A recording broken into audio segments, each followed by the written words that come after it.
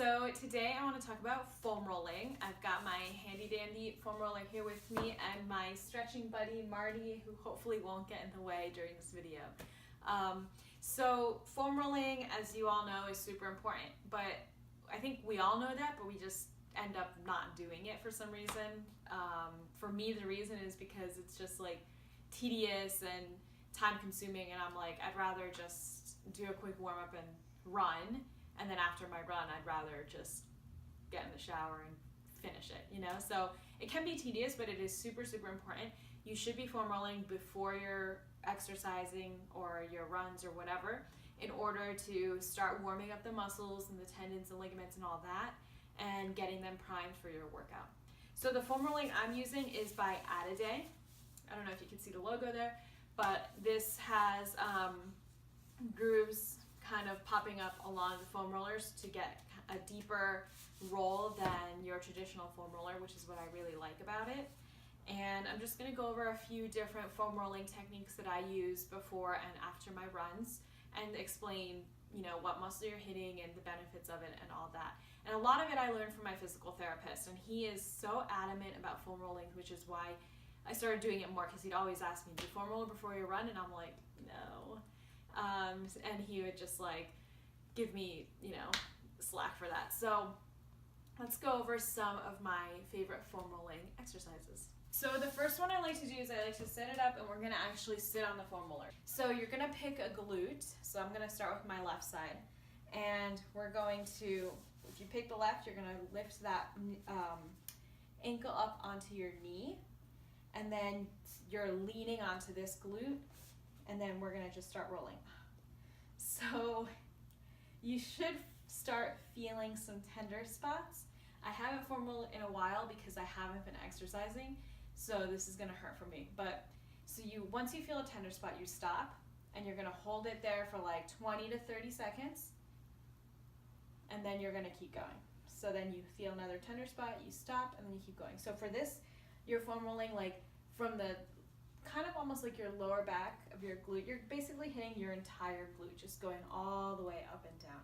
And then when you switch, you're gonna switch sides, ankle to your knee, and then lean onto the other side and start rolling.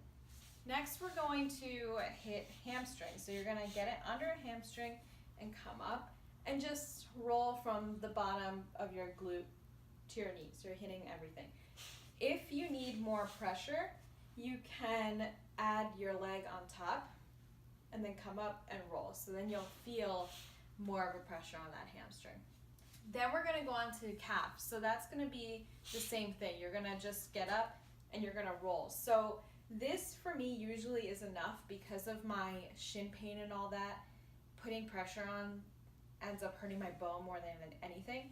But if you need to put pressure on, the same thing, you can add your leg on top and then start rolling that way. So next we're gonna hit the quad. So you're gonna lie down and put it, I'm gonna try to get you guys to see, put it, you know, by your quad, you're gonna lie down on it. And then you're just rolling forwards and back all the way up and down your quad. You can, if you want a little less pressure, you can put it under both quads and just roll forward and back on both legs. So then you're gonna feel less pressure than if you do just a single leg. The last one I'm gonna show you guys is killer. So this one is one that my physical therapist actually introduced to me, and it really hurts, but it is so important for runners. It's gonna hit this like inner thigh area, and it's really good for loosening up the hips. So what you're gonna do, if you're going to roll your right leg, you want this to be in the like 2 o'clock position. For your left leg, it should be in like 10 o'clock. All right, so we're gonna put this in the 2 o'clock position here, and then with this leg kind of bent, like so kind of like fire hydrant, and then you're gonna plop yourself on the foam roller. So we're gonna get down, first of all, bend your leg, put it in the foam roller at the 2 o'clock position, and then you're gonna just roll back and forth along your inner thigh. So you might have to reposition a few times because this one's a little tricky, but once you get it right, you're gonna feel it. Like you're gonna feel it in your inner thigh, And that's usually a really tight spot for runners. So you're just gonna keep going back and forth until you hit a tender spot, stop for 20 to 30 seconds, repeat for, about a minute or so, and then you're gonna switch sides. Let's talk about the sides of your legs. So a lot of you know probably to foam roll your IT band. That's what a lot of people use a foam roller for, but you should also be hitting the side of your calf muscle as well, the peroneals. So for IT band, let me see if I can position myself to show you guys this one. So you're gonna put it on your hip, and then you're just gonna roll back and forth until you hit a tender spot. That is gonna be tender for the majority of people, the IT band. And for some people, like a hard roller like this with the spikes, it sounds like a torture device, but it might be a little too much, so then you might wanna use a more traditional foam roller. So you're gonna do that up and down your IT band. For the peroneals, it's just basically the same thing. Place it at the bottom of your knee, and then, actually, I lied. Let's start with it at your ankle. And then you're just gonna roll up and down. And as with all of the other ones, if you want more pressure, you can stack your legs and roll up and down that way. So hopefully that was a helpful video. Those are just some of the basic foam rolling exercises that I recommend.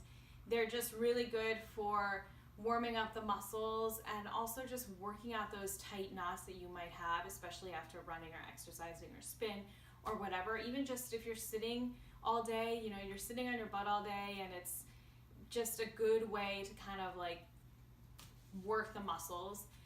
We can't all afford a deep tissue massage all the time, but this is a good alternative.